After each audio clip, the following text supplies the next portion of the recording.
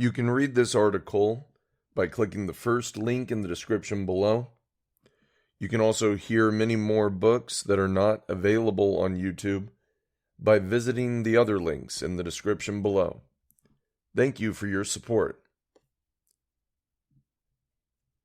Uyghur forced labor camps are the new WMDs in Iraq. January 20th, 2023, by Brian Wilson.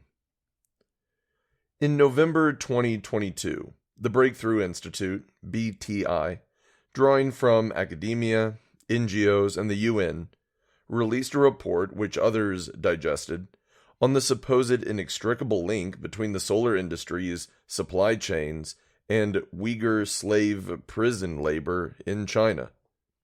China denies such claims.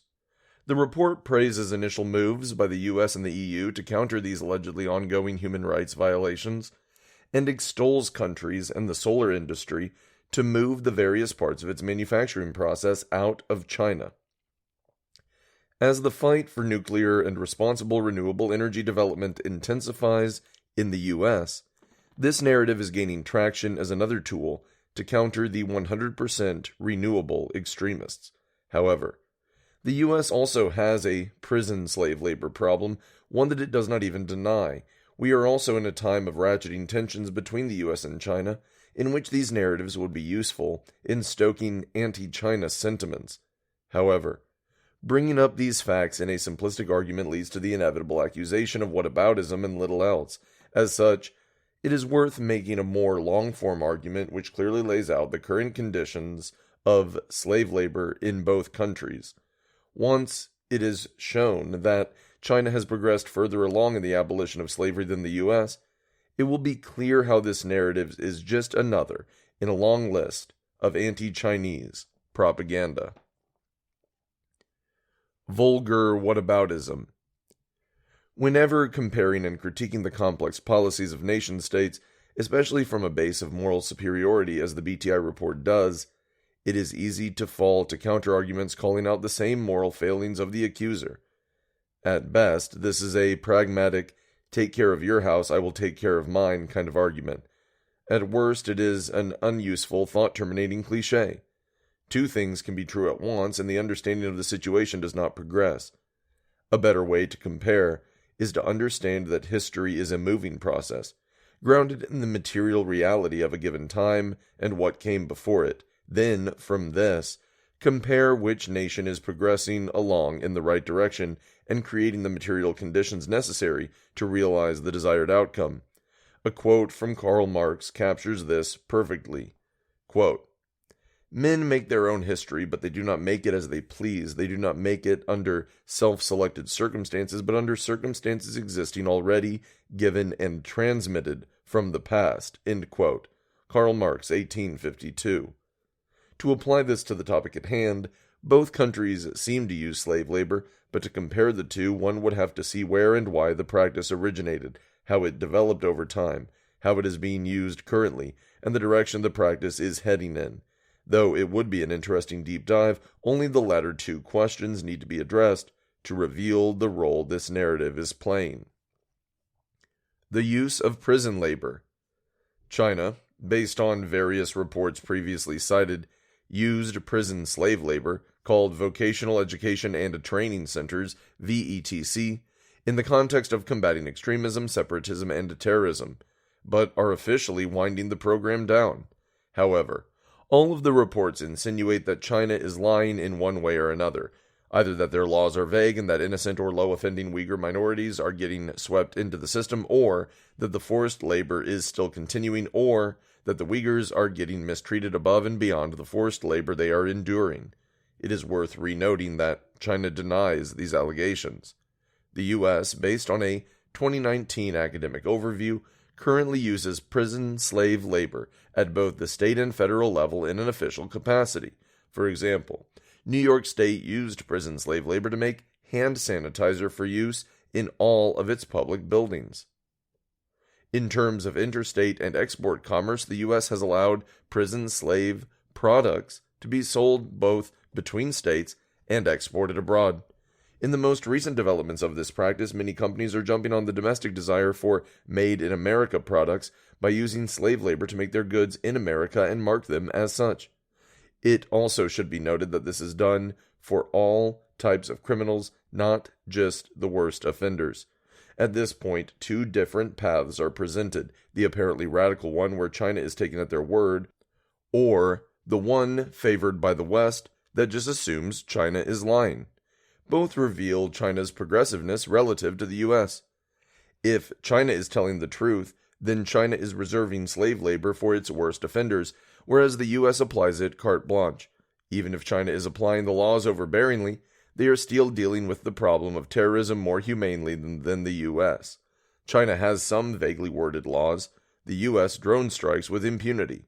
Also note that China, as stated in the UN report, is moving away from the VETC program, so is either finding a better way of dealing with this issue or has solved the problem for now. While in the U.S., prison slave labor shows no signs of slowing down. If China is lying, and they are using slave labor as a general punishment with the claims of dealing with terrorism only a front, this would mean at worst that China applies prison labor to the same standard as the U.S. At best, however, the argument could be made that the Chinese prison labor program is more akin to a true vocational skills program in order to improve the lives of inmates. While many U.S. prison labor programs claim this, many inmates are not doing high-skilled tasks, or even if they are, they find it hard, if not impossible, to translate those skills into meaningful work. The most dramatic example of this is the Californian forced labor firefighters who are barred from becoming full firefighters once they are free. In contrast, for China, economic rights are seen as necessary to support all others. Thus, a program that addresses the uneven development of the country and gives otherwise underemployed citizens useful job skills would be consistent with Chinese values. Such programs that helped alleviate absolute poverty from China were praised by the same UN official who wrote the China Forced Labor Report. At this point, it should be clear, even from this cursory glance, that China's application of slave labor is the same as or much better than the U.S. It should be noted, however, that this is not an anti-America hit piece. The working people of America have a proud abolitionist history, and many today are fighting against this injustice. BTI partakes in a contradiction when they accuse a nation of slavery in order to bring manufacturing back to a country with an equivalent or even worse track record of slavery. Note the absurdity here. There has never been a mainstream call to divest from U.S. supply chains due to its confirmed prison slave labor. Yet, when China allegedly does it, there is moral outrage. It is also worth remembering, as mentioned above, that many companies use American slave labor to make made-in-America products. It seems very likely that this onshored solar manufacturing would be staffed by the U.S. prison system. Though the BTI seems to genuinely care about human rights and would likely call out this practice if it did happen, the fact that they do not worry about this potentiality in their report shows that they are more concerned with pushing the narrative of Chinese forced labor. This leads to an interesting question. Why is this narrative becoming so popular, and what does the BTI and others have to gain in spreading it? Manufacturing consent. Chomsky's Manufacturing Consent does a great job laying out how narratives are created by the ruling class and disseminated by an incentivized media structure. The title of this piece, though bombastic for the clicks, invokes the infamous claim pushed by the mainstream media that the U.S. people needed to support the invasion of Iraq due to the presence of weapons of mass destruction, only for there to be none. This framework can also be applied to the China forced labor narrative. First, one can look at how it benefits the ruling class. For this, a direct quote from Bohr's Socialism with Chinese Characteristics, a guide for foreigners, pages 181 to 182, is illuminating.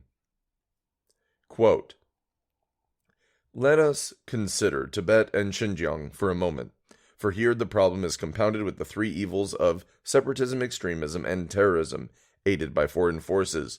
What is the Chinese response? The immediate focus is on combating terrorism for the sake of safety, peace, and social harmony, three basic social imperatives in Chinese culture and governance.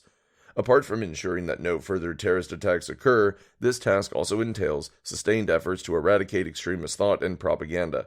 However, the deeper assessment is that these problems have arisen due to poverty and the uneven development of China's varied regions. Thus, The way to overcome the dangers of separatism, extremism, and terrorism is to focus on measures to ensure the right to socioeconomic well-being.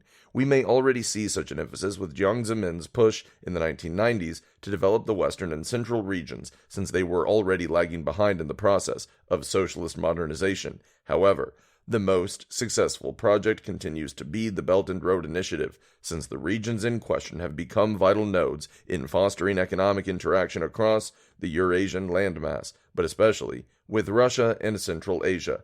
As I write, the economies of Xinjiang, Tibet, Inner Mongolia, Ningxia, Gansu, and so on have been booming, precisely as an outcome of BRI integration. End quote.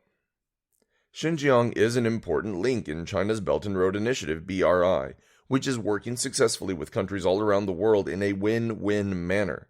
The U.S. opposes this initiative and is on track to set aside $500 million to slander it. It can be easily seen, then, that the benefit to the U.S. ruling class in attacking and destabilizing the Xinjiang region is to try and slow down China's BRI. This leads one to the next question: what would groups like the BTI or even pro-energy individuals have to gain in repeating this narrative? In Chomsky's book, the media are incentivized to repeat official narratives in order to maintain access to official briefings that make their jobs easier and more profitable. In this case, the BTI has incentive to create their own identity politic weapon to wield against the anti-industrialist NGOs who are keen to wield identity politics against them. A fight fire with fire scenario. This can be seen in the following paragraphs from the BTI report. Quote, outside of China, the environmental movement has rightly fought to ensure that climate change mitigation efforts do not inflict unjust, disproportionate harm on vulnerable peoples in the name of the greater global good, whether advocating for the protection of communities in lithium mining regions of Chile, Bolivia, and Argentina, or when demanding strong policies to support coal miners through the clean energy transition. Policymakers and environmental advocates strive to protect groups that could bear unfair costs as the world seeks to reduce carbon emissions. Yet, as evidence of the solar manufacturing sector's ties to crimes against humanity in Xinjiang continues to accumulate, activists, policymakers, and the clean energy industry have remained unusually silent. A recent special report on the global solar PV supply chain by the International Energy Agency, for instance, conspicuously makes no mention of forced labor risks associated with Xinjiang-based manufacturers. And when a reporter at the COP26 International Climate Conference asked U.S. Special Climate Envoy John Kerry about solar energy, forced labor, and the Xinjiang region, he evasively replied that such concerns were not my lane. Numerous major international environmental advocacy organizations, including the Natural Resources Defense Council, Greenpeace, and Friends of the Earth, lack any mention of environmental or human rights issues in Xinjiang on their websites, with many of these groups declining to speak with reporters on such questions. End quote. Many environmental advocacy organizations listed in the BTI report use stories such as the uranium mining waste dumping on Navajo land as a way to paint nuclear energy as racist. This is also seen in New York State's Energy Transition Plan. While overall supporting the continued operation of existing nuclear plants in the state, it includes a passage authored by the climate justice faction of the planners and couched in the language of identity politics calling for their closure. However, many of these groups have been silent on China's supposed slave labor, providing the BTI and other nuclear advocates a way to fight back. After all, one cannot be truly worried about the oppression of minorities if your preferred energy source is made with slave labor. The problem is that this counter-argument is equally faulty. Instead, the pro-energy movement just needs to argue for the equitable distribution of benefits and burdens of energy development. All should have access to reliable and cheap electricity. And any waste that is produced should be managed rationally and shouldn't only burden the least politically powerful among us. A different path forward. The desire to bring manufacturing back to the U.S. is another incentive BTI has to push this narrative. The author here shares this goal, but it does not have to be achieved through slandering our supposed competitors. On the one hand, the U.S. needs to make real infrastructure investments, such as the ones the BTI report praises China for doing, in order to make manufacturing profitable. Investments in affordable housing, education, healthcare, electricity, and other such physical infrastructure are all a prerequisite to have a thriving industrial economy, but are the kind of investments the U.S. financial class is loath to make. On the other hand, the U.S. could see China not as an enemy, but as an ally in creating shared prosperity for both nations. China prefers to work through win-win cooperation and not interfere with the internal policies of other nations. They have even invited the U.S. to join the Belt and Road Initiative. Such cooperation would not only boost the growth of developing nations by moving away from the green colonialist model, but also realize benefits in both countries directly. For example, China seems to be getting good at building U.S.-designed AP-1000s and could offer anything from technical assistance to manufacturing support. Who knows the full extent humanity would benefit from two global superpowers working together instead of one side needlessly antagonizing the other. The BTI and the wider pro-growth movement in general shoots itself in the foot when they regurgitate misleading anti-China narratives, such as the Uyghur forced labor story.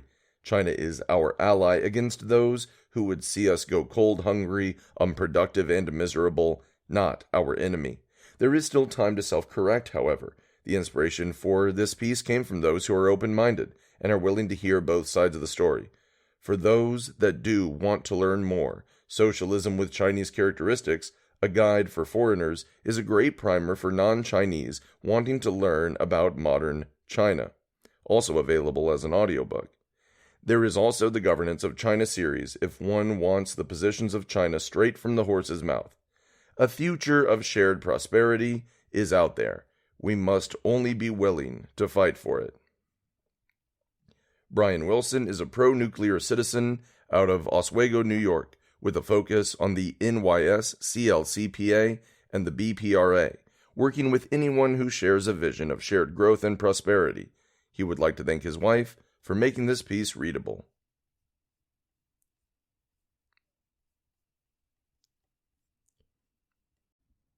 To hear this and many more audiobooks not available on YouTube in a podcast feed, please visit the first link in the description below, and thank you for your support.